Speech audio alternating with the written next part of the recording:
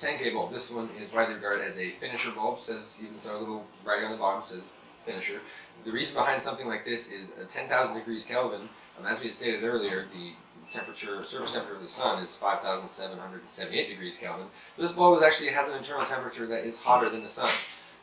They're huge in the UV. I mean, the peaks back here, pretty much most of this bulb's light output is ultraviolet light, which towards the last, let's say, week to 10 days of your plant's life cycle can help it.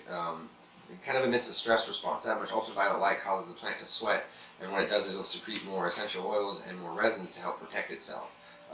Really awesome finisher bulb, but it's really important that this gets installed correctly, because when these if they do fail, it can go pretty bad.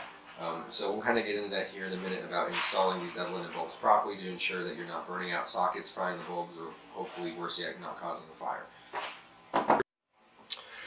Alright, so there's a couple things you want to note before you start installing this bulb. First things first, before you remove it from the packaging, be sure you're wearing gloves. You want to be sure that there's no possible way you can contaminate the surface of this bulb with any sort of finger oils, water, or anything else. Like I said, having things on the surface of this bulb can cause those catastrophic failures.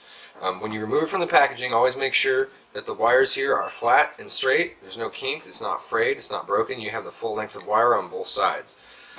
Always easier to do this when you're putting downward pressure on it. It's really difficult to get a proper fit if you're doing up and you're trying to do it up above your head. So to the best of your ability, always try to have this down on a flat surface where you can work on it. Make sure the clips are open in the all the way back position. Then take the bulb, holding as even and as little pressure as possible, kind of drop it in.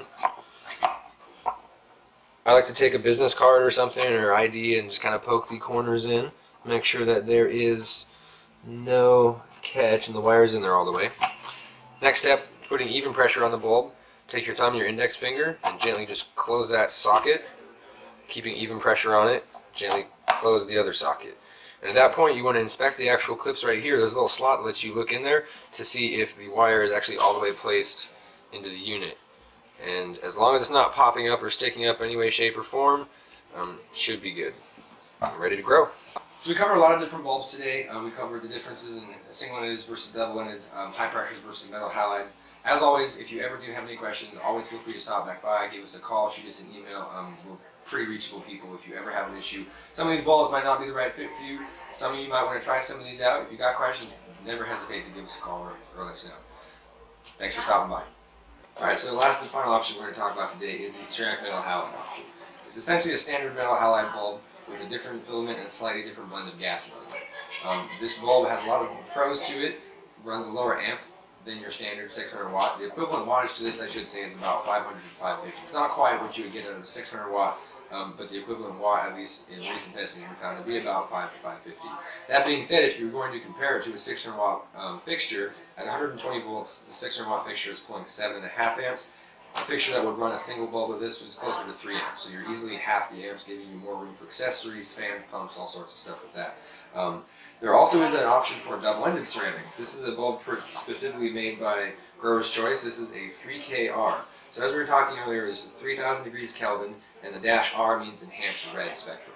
So this is going to have all your peaks and yellows and reds like you'd have in a standard high pressure, but since it is a metal halide bulb, with the ceramic filaments you're getting an increase in your UVA and Bs, which is increasing your plant's photosynthetic response.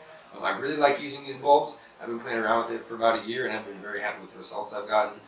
Actually, the best results I've gotten with some of these is in between my high pressures and this bulb right here. The combination of both lights seems to do very well. I really like them. The CMHs have been pretty much a staple in my garden for the past year. Vegging, mothers, all sorts of stuff you can do with it. Flowering even. Like I said, I've been using this particular bulb specifically in flower for the past year, and I've been really impressed with it. It is a double-ended bulb, so obviously, like we were showing you earlier, you want to make sure it's installed properly, and it is a metal halide, so it is a positive pressure bulb. It's really crucial that bulb gets installed properly. That being said, the really efficient bulbs, I usually get about 1.5 years worth of life out of the ones I use for veg. I try to replace the ones I use in flower about every 12 to 14 months, just to make sure I'm getting peak efficiency out of the fixtures. Other than that, that's pretty much all the time we have for today. Thanks for tuning in.